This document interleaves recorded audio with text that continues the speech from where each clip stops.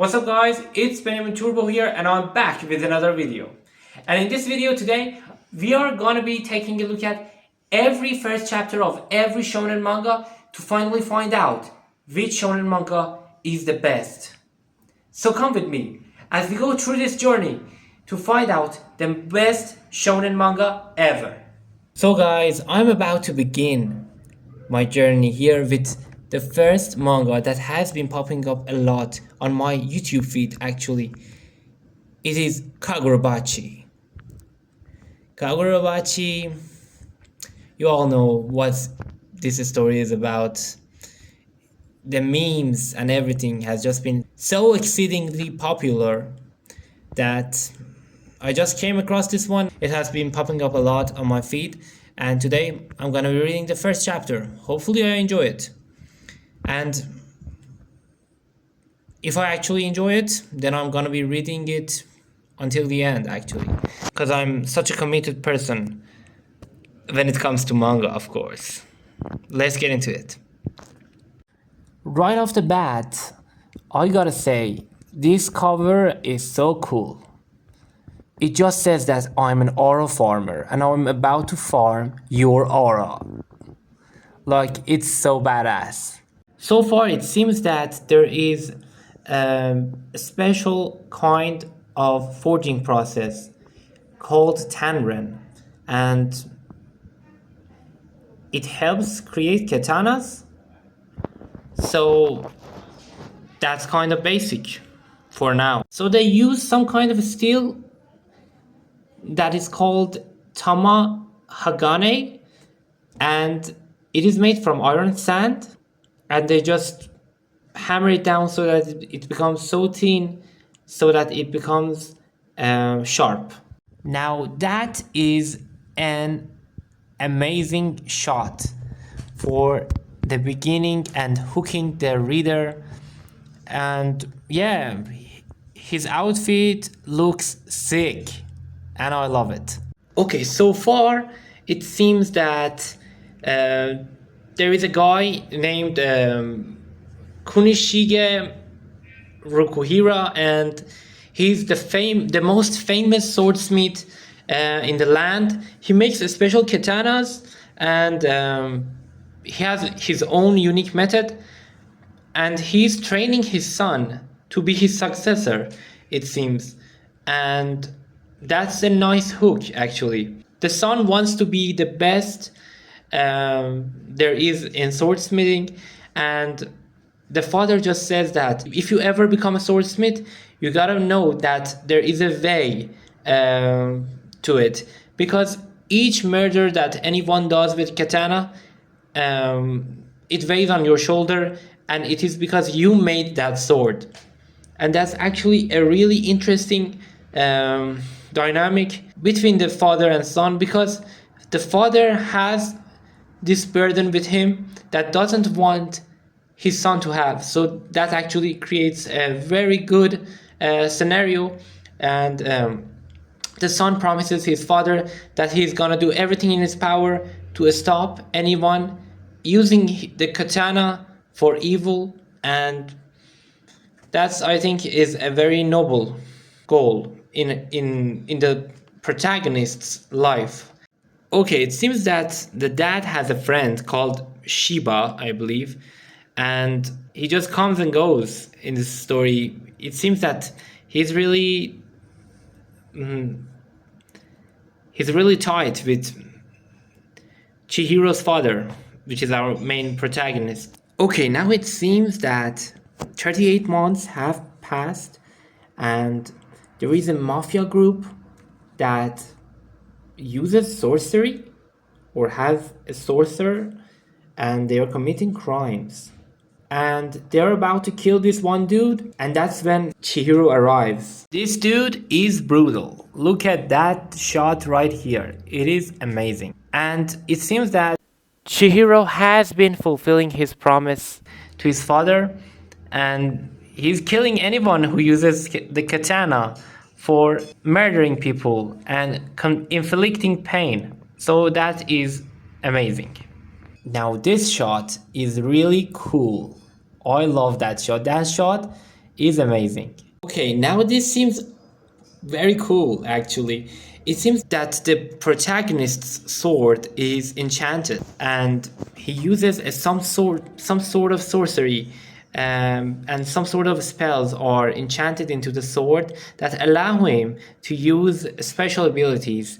And the special abilities that he uses are three fish that his father bought for him. So there, at the beginning of the story, there were three fishes, three actual goldfish that his father bought for him, and they just kept them as a pet. And right now, when he uses his powers and abilities, it seems that his abilities are represented by those same fishes, and that is so cool. The fact that this happened, and he's just here avenging his father's death because they have killed his father, and he's using the last sword that his father made before his death. You can call it his masterpiece, his magnum opus.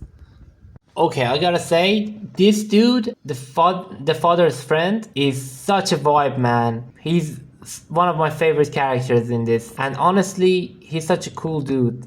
I love him.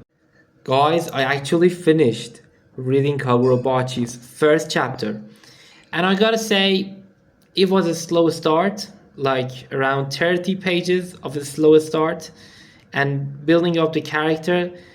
And there was such a build up for the father, for him to just die. I don't know. I'm a little bit iffy on reading this one, but I'm gonna read it anyway. I'm gonna read through the chapters, and I'm gonna make a video of it after I finish all of the volumes that have been coming out.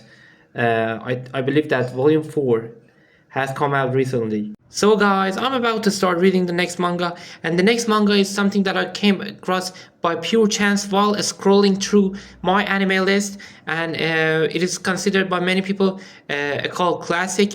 So let's get into it. The manga is called The Gray Man. The Gray Man, I believe that it has potential to capture my heart and make me fall in love with it. So just let me hop on. It is my first time reading it, and I have not watched the anime. So if this goes well, I may start watching the anime. So the story is really interesting. It is set in fictional 19th century. It has gothic vibes, and the main character is a child. He's underage, and he has sort of an embed cross in his arm, and his hand looks so sick. A police officer and her partner are investigating a cursed church, and they come across this boy, and this boy just saves the girl, and the partner dies a grueling death, a gruesome death. I don't know, it's so amazing. At the same time, because it's a shonen manga, and shonen mangas tend to be not this dark mostly, or I haven't come across this type of mangas, but it seems that this guy is an exorcist, and he's such a cool exorcist. Just look at this panel. This panel is sick. Look at that arm. Look at that cross in his arm. And his arm kind of reminds me of Sukuna's arm. Just look at those fingers. I believe that it is inspired by Sukuna's finger. And although I haven't read Jujutsu Kaisen myself, and haven't even watched the anime, I actually saw this one while scrolling on the Instagram, and it looks so similar. In the next panel, his hand just enlarged, and it has become sort of like a Digimon-esque hand, which is so cool, and it has sharp claws, I believe. So yeah, it's gonna be an interesting fight. So the arch enemy of this exorcist, our MC, is some guy named Millennium Earl, and he has the ability to just manifest souls into a machine style, Terminator style body, and just control them and use them to kill people. And this guy is such a creep. He looks real creepy, and he just sets the mood really well. So yeah, he's gonna be a pain, I'm sure, for this MC to tackle. And I'm so excited to read the next chapters. I believe that it is something that I would truly enjoy, and I'm actually excited to get to watching the anime as well. So yeah, now let's get into the next manga. So guys, I'm about to begin the next manga, and the next manga is something that I have read previously, but I'm gonna jog my memory just for this review. And the next manga is something that is very dear to my heart because I began my channel by making a video on this manga. It is called Chainsaw Man, and it is absolutely amazing. Just look at that cover. That guy is so cool. This is very edgy and I love it. The relationship between these two characters are just so wholesome. And Pochita is really cute. I absolutely adore her. So guys, I just finished reading the first chapter of Chainsaw Man for the second time, and I gotta say, it is better than I originally thought it was. It is actually something truly unique in its genre, and it actually encapsulates your heart, and it is gut-wrenching, but it is also very wholesome at the same time. And the characters are very interesting off the bat, especially Denji. Denji is very relatable, and I gotta say, I give this manga a 10 out of 10 when it comes to the character, the pacing, and the action. The action is very good, and the character designs are very top notch. And I really have to say that it is one of my favorite series of all time. It is really good. Just the fact that Denji is a guy who was orphaned at a young age, and he's left with so much debt and he needs to pay, and he doesn't keep any money for himself, and he's a dreamer, but his dreams are so small compared to most people. And the fact that Pochita, the pet devil that he has, understands this and wants to support him is just so good. I absolutely love it. I definitely recommend reading this one to anyone who enjoys shonen manga. Now, the next manga that I'm going to be reading is something that have been on my mind lately, especially because the season 3 of its anime has been released, I think 2 weeks ago, and I'm going to be starting reading this one. If it's good, I'm going to be watching the anime as well. So yeah, this is going to be awesome. It is called One Punch Man, and it's about a guy who is so strong that he can kill anyone with one punch. This is gonna be quite interesting, so let's get into it. Right off the bat, it seems that there is a villain in the center of the city, and this guy looks a lot like Dragon Ball villains. I have seen a lot of memes and a lot of clips of Dragon Ball, and I believe that one of the characters, it looks exactly like this one. So yeah, it's gotta be interesting now. Okay, now this shot just reminds me of a certain character. It's a little bit similar to the design of a character called the Violator in Spawn Comics by Todd McFarlane, and this looks like a great homage to him. So yeah, that is really interesting. Okay, this shot is really cool. This is the shot from the character's backstory. The character is called Saitama, so yeah. And it shows how he became a hero. And it is so funny, man. This manga is so funny. Okay, I just finished reading One Punch Man, and it is awesome, man. It is awesome. This guy is so strong that he just kills anyone with one punch only, and he's just sad because he's that powerful. He wants to truly feel how it feels like fighting. He wants to fight someone who is stronger than him. So yeah, it's actually a little bit sad as well, but the character of Saitama is really funny. He's a very good character, a wholesome character, and I just read past chapter 1 and I read chapter 2 as well, and chapter 2 was his backstory, so yeah, it was essential to read, and his backstory really established how kind-hearted he is.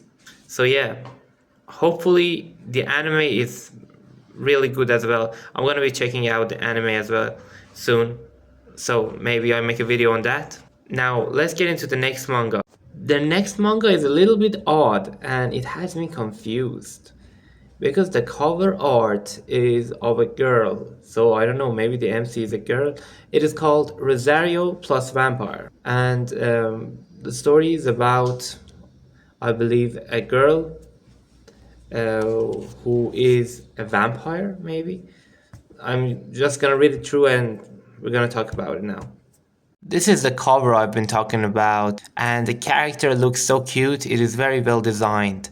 It seems that our MC is Sukune Aono. He's 15 and he's just an average high schooler who is so bad at his studies that his parents have enrolled him in an academy called the Yokai Academy. And you know what yokai means, right? It means supernatural beings, ghosts, and etc. So yeah, this guy is just a human, and he's going to go to a school full of vampires and other supernatural beings. So yeah, this seems very interesting hook right off the bat. Okay, now this is the meeting between our main characters.